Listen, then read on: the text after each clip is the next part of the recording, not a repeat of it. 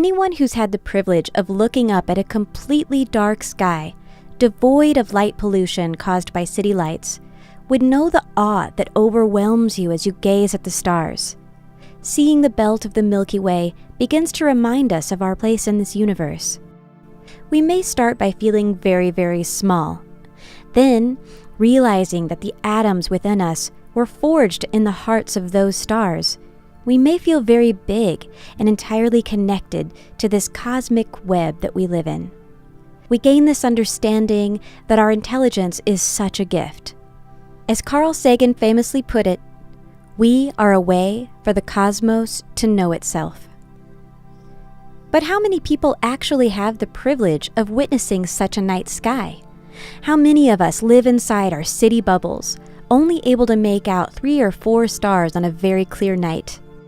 We become so consumed with daily life, our human condition, and basic survival instincts that we even forget to step back to achieve that perspective. Let's time travel to the 1960s to consider another perspective.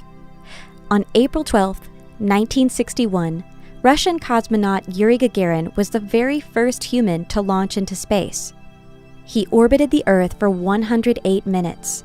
From then on, he was permanently changed.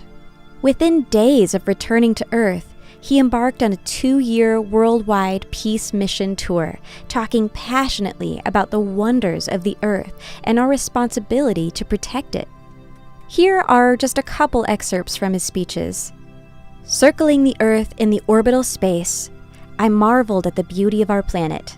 I saw clouds and their light shadows on the distant dear Earth. I enjoyed the rich color spectrum of the Earth.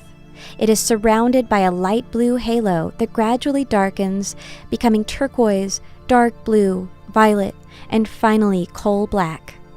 People of the world, let us safeguard and enhance this beauty, not destroy it. Looking at the Earth from afar, you realize it is too small for conflict and just big enough for cooperation.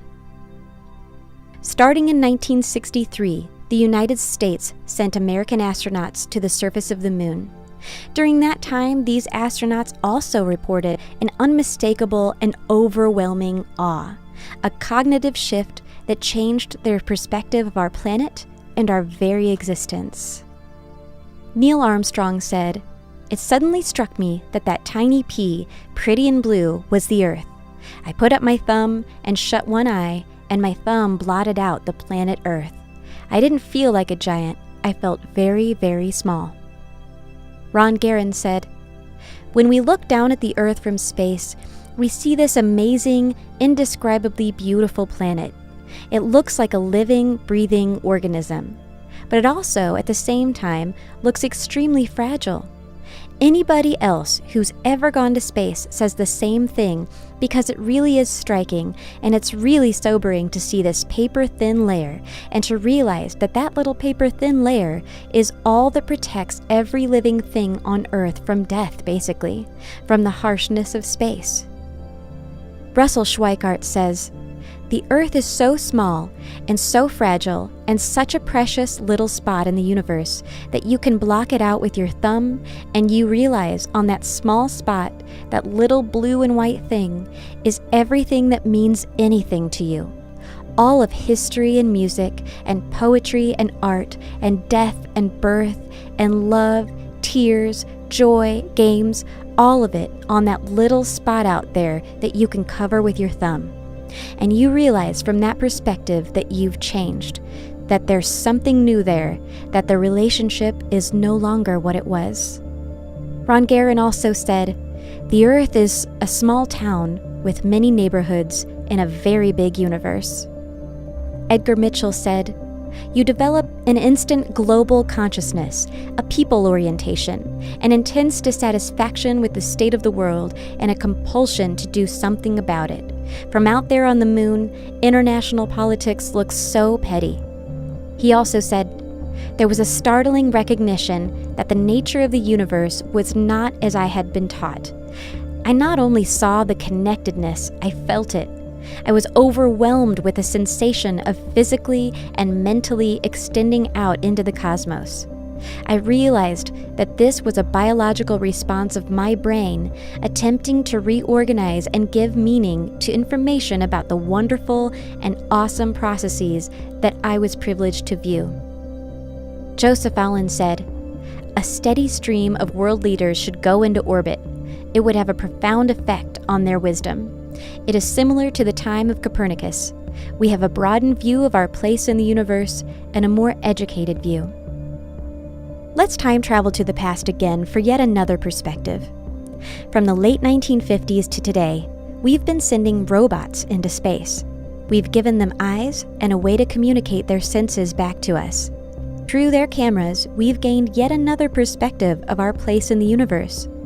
This image, taken by the Cassini spacecraft, shows our tiny home as seen from the other side of Saturn.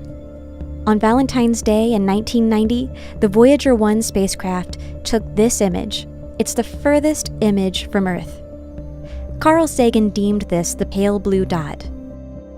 Through the art and science of astrophysics, we are shifting our perspective once again. We've turned the cameras back around, and we're using our telescopes to look further and further back in time and deeper into space. Every point of light you see here is a galaxy. Our own Milky Way galaxy has an estimated 250 billion stars in it, and there are about 2 trillion galaxies that we know of in the observable universe.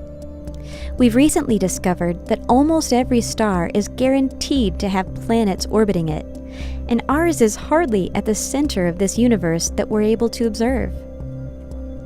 Knowing what we know about the universe, the way observable matter and dark matter clump together, the way galaxies are distributed, and the way dark energy is causing expansion, we can now place this data into computer simulations that show us what the universe looks like from afar for yet another perspective.